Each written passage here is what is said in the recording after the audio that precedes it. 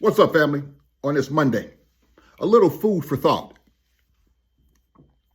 If you ever heard of the album What's Going On by Marvin Gaye, a lot of people don't know that when that album came out, Berry Gordy, the founder of Motown, he had to put that album in the beginning on his label, Gordy, because he had Gordy and he had Motown. But he had to put the What's Going On album, he had to put that by Marvin Gaye. He had to put that, I think this thing is 1971 or 1972. Because I remember when my mother bought it. And he had to put it on his own label, Gordy, which both of them were his label, but Motown, a little bit, whatever. But he had to put it on Gordy because, see, putting out at that time, first of all, you ask the question, what's going on? It ain't, hey, how you doing, my friend? What's going on? No. He was asking of all the wars and the police brutality. We're talking about 50 years ago. All the stuff that's going on. What's going on? Because that's a political album. Black folks didn't put out political albums. White folks really didn't put out political albums. But a black man putting out a political album, you know what that would have done to Motown? He would have threw that shit on, he'd have put that on Motown in the beginning. Oh man, they'd have lost their mind. And the reason why, anytime a person, see, Marvin Gaye he was out the box. He wasn't in the box. He was out the box. He said, fuck that, I'm out the box. Marvin Gaye was out the box. You listen to his music. And people were not ready for that. People are not really ready for a lot of things now. And that was 50 years ago. They wasn't ready for that. What's going on? Listen to the album. It's a solid album. You can always tell when Marvin Gaye was really into his music because you feel it. So you don't have that kind of music no more. You felt, damn, man, there's pain going there. I used to go to school right across the street from his parents' house. Yeah, I used to go to school right across the street from his parents' house. But I say this, content, anytime you put out a record, you put out a whatever, content. I don't like the term content creator. I don't like that. And I done told people that before. I don't like being referred to. I said, I don't consider myself one. A guy says, man, you are one, whether you want to consider it or not. I says, well, maybe true, but I still don't like it. And I don't want to be accepted as no content creator. Because see, the content that I put out may be a little bit different from other folks, maybe. And then again, there's other people out there who put out the type of content that I put out. See, I'm not trying to be a content creator who puts out things just for your amusement. I put things out for you to fucking think. I want you to think. That's why I put out all kinds of stuff. I put out different things. I don't put out the same thing. I don't want to talk about, like I say, I don't want to talk about no goddamn celebrities. For what? They're nothing to me. Athletes. For what? I barely even watch sports anymore. I dabble into it. That's it. I don't fucking watch that shit like I used to. I believe in the message is more important than anything. And the message that we want to get out. See, I believe in getting out my message global. I says anything, you can call me a global creator. Don't call me no fucking content. Call me global. Because see, I believe in the globe. The globe has a lot of this.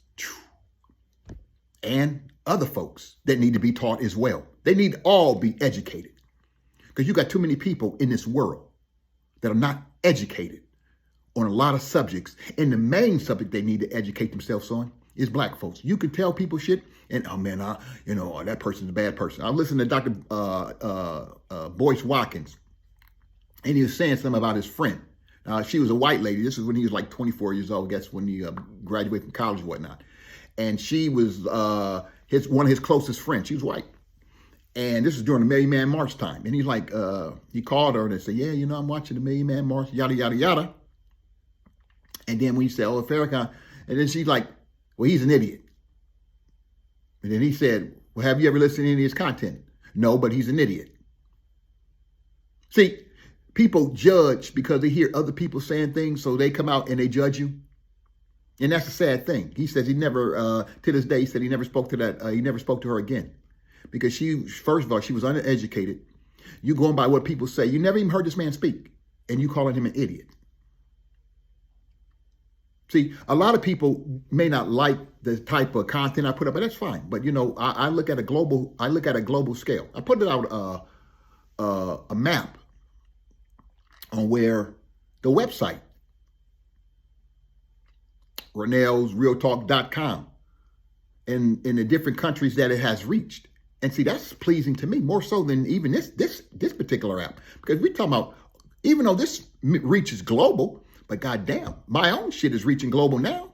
And the podcast reaches global. Ronell's Food for Thought.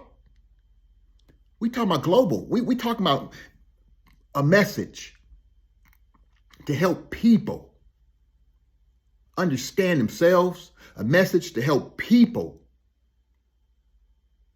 be able to try to figure out, why do I hate the black folks so much? Why do I hate black folks so much? Why? What's in me that makes me hate these people? I don't even know these people. These people ain't never did shit to me. Why do I hate them? You want people to be able to think, not just fucking laugh all the time. I want you to think. Like, you can listen to me or you don't, because I don't care. Because I have a global audience. I'm not worried about one country, because I'm in multiple countries. And the people who don't support me here, they support me over there, though. And the sad thing about this, because it was meant for the people here, but that's fine too, because I know how we do. We sway back and forth. Because see, a lot of times it takes a while to catch on. But one thing about Real Talk, it'll be here when I'm gone. 50, 60 years. Motherfuckers will, whatever their search engine will be, they'll pull up my podcast and they're like, God damn, that dude was heavy. And some of the things that he talked about, the different topics. I try to do a different topic. Sometimes I do a series on a certain thing, but hell, I got 300 episodes. Oh, tonight, more than likely, tonight or tomorrow when I drop 300, then I'm done for the year until season 14. But I'll drop that probably later on. And then I'm done for the year. And then basically, I just be posting the different episodes that I've had. Because like I say, I want to be global. I want to be. It's not always about money. Because see, people who always depend on money, they ain't got no money. God has taken care of all my needs. That's real talk. I'm not sitting up here begging people. That's why you will never hear me say, oh man, you support this podcast. You support it, you want to. You like it, you do. You don't, you don't. God has supported me in all my needs. I don't sit around here. I have a place to stay. And not only do I have a place to stay, I have a nice place to stay. I have a nice car. I got a few ends. I'm not out there begging nobody for nothing. Nothing. See, when you're free, and like Mr. Farrakhan always say, I do believe I'm a free black man. And I do believe that I'm a free black man. When you don't owe people, you can say what you want. You pretty much can do things that are morally right. You can be whatever you want to be. That's when you're free. But when you owe people and everything, you got to be careful. That's why a lot of celebrities, you black folks who love to worship, always think black people are supposed to support you in your ideas and your habits. No. They owe people. That's why they're allowed to do very little for you. They're not allowed to do a lot of shit for you. Very little is what they're allowed to do for you. Why? They're indebted to the people who paid them millions and billions of dollars. That's why you're not a priority. Black man, black woman, you're not a priority. You need to make yourself a priority, because you're not a priority to nobody. Look at your government. You pay taxes like everybody else. Shit, probably you pay more. And you're still not a priority. What does that tell you? You're not a priority. You need to think about these things. Peace. Think about it.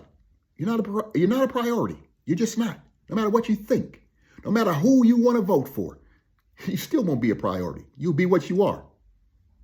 Whatever I need you for, then I throw you away.